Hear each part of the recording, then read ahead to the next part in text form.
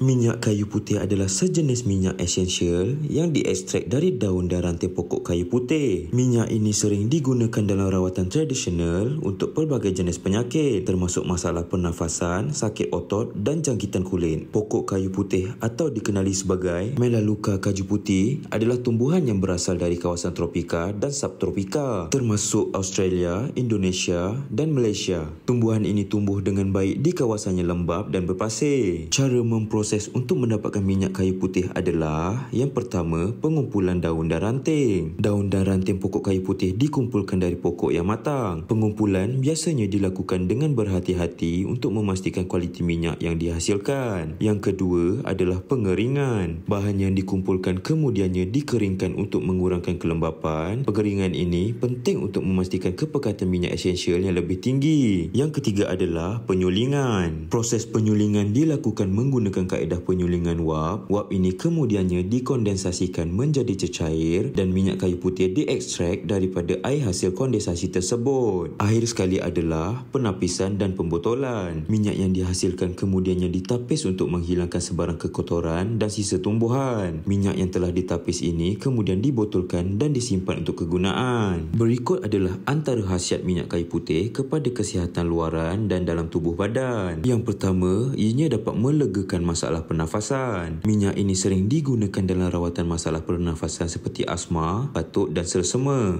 Gabungan kedua-dua kegunaan tradisional dan data klinikal mencadangkan bahawa ia mungkin bermanfaat untuk melegakan batuk, selsema dan kesesakan pernafasan. Selain itu, minyak ini juga digunakan untuk mengurut otot atau sendi yang sakit atau tegang. Sifat anti-inflamasi dan analgesik minyak kayu putih membantu mengurangkan kesakitan dan keradangan. Seterusnya, minyak ini mempunyai sifat antiseptik dan antimikrobial yang kuat, menjadikannya berguna untuk merawat luka kecil, gigitan serangga dan jangkitan kulit. Yang keempat, aroma yang menenangkan dari minyak ini dapat membantu mengurangkan tekanan dan kebimbangan. Ia juga sering digunakan dalam aromaterapi untuk memberikan kesan relaksasi. Khasiat minyak ini sangat bagus untuk digunakan semasa anda belajar atau bekerja. Selain itu, minyak ini juga dikenali sebagai penghalau serangga semula jadi. Ia boleh digunakan untuk menghalau nyamuk dan serangga lain dari kawasan rumah atau tempat tinggal. Seterusnya, sifat antibakteria minyak ini boleh membantu mengurangkan bau badan apabila digunakan sebagai deodoran semula jadi, kerana ia memiliki aroma yang lebih lembut dan manis. Banyak produk seperti pewangi dan ejen penyegar dalam sabun menggunakan minyak kayu putih sebagai bahan tambahan. Di samping itu, menyedot aroma minyak ini atau menggosokkannya pada dahi dan pelipis boleh membantu melegakan sakit kepala dan migrain. Akhir sekali, khasiat minyak ini sangat berguna untuk menangani masalah yang berkaitan dengan rambut. Ia mengandungi ciri-ciri antimikrob yang menguatkan akar rambut serta mengurangkan kerosakan rambut dan masalah lain. Bagaimanapun, penggunaan sesuatu herba perlu diselidik dengan teliti sebelum digunakan agar tiada kesan buruk timbul. Diharapkan semua individu bertanggungjawab dalam memastikan setiap pengambilan herba secara sihat dan selamat.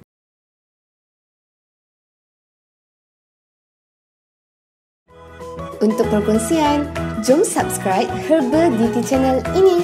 Kami akan kongsikan pelbagai jenis kebaikan herba yang lain.